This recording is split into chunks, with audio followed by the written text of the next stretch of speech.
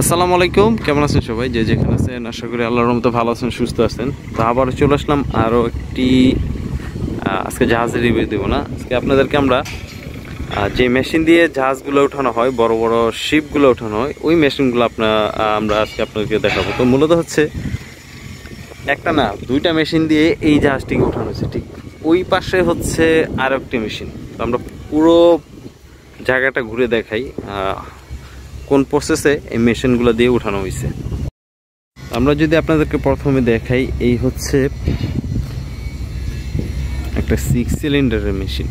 এই যে মেশিনটা দেখতেছেন, এটা হইতেছে 6 সিলিন্ডারের একটি মেশিন। আর তার সাথে হচ্ছে ওটা হচ্ছে জিএফসি, আর এটা হচ্ছে রুল, যেটার মধ্যে আর কি এই স্প্রিংয়ের কেবলগুলা পেঁচানো থাকে। এই যে কেবলগুলা দেখতেছেন, ঠিক জাহাজের সামনে মানে সেট আপ করা হয়, তারপর ওই বেলুনের মাধ্যমে শিপগুলো উঠানো হয়। আর এই হচ্ছে জিএফসি, আর এটা হচ্ছে যেটা বললাম রুলার, মানে এটার ভিতরে এটার মধ্যে আর কি কেবলগুলো পেঁচানো হয়।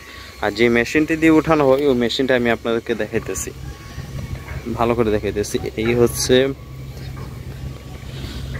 মেশিনের সেট আপ। ঠিক এটা হচ্ছে গিয়ার বক্স, যেটা দিয়ে আর কি সামনে পিছিয়ে নেওয়া হয়। আর এখান থেকে হচ্ছে এখানে কানেক্ট করা, এই জিপসির ভিতরে কানেক্ট করা। আর এই হচ্ছে মেশিনটা, তবে এটা একটু সিস্টেম আলাদা। এটা হচ্ছে স্টার্টিং সিস্টেম, জানি না এটা কাজটা কি। হয়তো এখান থেকে ওইটাকে আর কি ব্রেক ধরে আবার ব্রেক ছাড়ে, সম্ভবত এটা দিয়ে এই সিস্টেমটা করা অনেকটা হার্ড। আর এই মেশিনটি দেখতেছেন, এটার মাধ্যমে আর কি এগুলো আর কি চালানো হয়।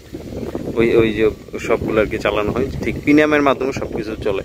তো আমরা আপনাদেরকে এই মেশিনটা দেখালাম। ঠিক আরও একটি মেশিন আছে, যে মেশিন দ্বারা মানে দুইটা মেশিন দ্বারা একটা শিপ উঠানো হয়েছে। আমরা শিপটা একটু পরে দেখাবো, তার আগে আমরা একটু মেশিনগুলো দেখি কিভাবে শিপগুলো আর কি ওঠে। ওটা দেখাতে পারলাম না, খুব ইচ্ছা ছিল দেখানোর, কিন্তু পারলাম না। এইখানে আরও একটি রুল আছে, যেটার মধ্যে আর কি এই কেবলগুলো পেঁচানো হয়। এই হচ্ছে আরেকটি কলস, এটা হচ্ছে কলস, মানে কলস থেকে এটা সম্ভবত আমি রোলিং বললাম এর জন্য, আসলে সঠিক আমি নামটা জানি না। ওটা হচ্ছে জিএফসিটা। তো এটার ভিতরে আর কি কেবল পেঁচানো হয়। ঠিক এইখানেও আরেকটি 6 সিলিন্ডারের বড় মেশিন সেট আপ করা আছে। এই হচ্ছে মেশিন, আর ওইটা হচ্ছে গিয়ার। ঠিক এইটাও স্টার্টিংয়ের মতো, এটা সম্ভবত ব্রেক ধরে এটা দিয়ে, যতটুকু আমি বুঝতে পারছি আর কি। আর এটা হচ্ছে পানির ট্যাঙ্কি। আমরা একটু ওই পাশ থেকে দেখাই আপনাদের মেশিনটা। তো এই হচ্ছে মেশিন, বেশিক্ষণ হয়নি আর কি, আমার মনে হয় কিছুক্ষণ আগে এটা বন্ধ করা হয়েছে। আর একটা জাহাজ উঠাইতে মিনিমাম 2 দিন লাগে সময়, মিনিমাম 2 দিন। তো আমরা যদি আপনাদেরকে মেশিনটা দেখাই, এটা দেখেন। আর এটা হচ্ছে সেলফি স্টার্ট হয়, এটা হচ্ছে যে স্টার্ট দেওয়ার মোটর আর কি। এখানে গিয়ার বক্স আছে। আর এই হচ্ছে জিপসি, যেটা থেকে প্রিমিয়ামের মাধ্যমে সব কিছু ঘোরে, তারপর এটা থেকে একটা শক্তি তৈরি করে, তারপর এটার মধ্যে আর কি কেবলগুলো পেঁচানো হয়। এটা আসলে যে ডাইরেক্টলি মেশিন দিয়ে ঘুরানো হয় তা না, এগুলো সব হচ্ছে প্রিমিয়ামের কাছে, ভিতরে অনেক বড় বড় প্রিমিয়াম আছে, এগুলোর মাধ্যমে আর কি এটা আর কি চলে। তো আমরা আপনাদেরকে শিপটা দেখাই, শিপের সামনে যাই দেখি কি আছে। তো আমরা যদি আপনাদেরকে এই শিপটা দেখাই, এটা হইতেছে এই ঠিক সামনে এই কেবলগুলো লাগানো হয়েছে। আর এই শিপটা আমরা রিভিউ পরে নিয়ে আসবো, আপাতত এই জিনিসগুলো দেখাইলাম যে কোন প্রসেসের মাধ্যমে উঠানো হয়। তো আমরা দূর থেকে যদি দেখাই, এখানে দেখেন 2 দিক থেকে সেট আপ করা হয়েছে। একদিকে হচ্ছে কেবল, আবার এইদিকে হচ্ছে কেবল। আসলে এটা যারা উঠায় তারা সঠিকটা বলতে পারবে, মানে সেট আপটা করা কীভাবে করা হয়। আসলে সেট আপটা করা কিন্তু অনেকটা কষ্টের কাজ। সামনে দিয়ে জাহাজ কেটে তারপর ওইখানে আবার কেবলগুলা লাগানো হয়, যে স্প্রিংয়ের কেবলগুলো আছে এই কেবলগুলো কি লাগানো হয়, তারপর আস্তে আস্তে আস্তে আস্তে এই শিপগুলো উঠানো হয়। তবে একটা শিপ উঠাইতে বললাম মিনিমাম 2 দিন লাগে, মানে 2 দিন বা অনেক সময় 1 দিন উঠানো হয়। এই যে দেখেন এখানে কেবলগুলো লাগানো হয়েছে, তারপর এই দিক থেকে ঠিক শিপগুলো উঠানো, মানে মেশিন পরিচালনা করা হয়। তারপর আস্তে আস্তে ঠিক নিচে বেলুনগুলো দেওয়া হয়। আমি বেলুনগুলো দেখাই আপনাদের।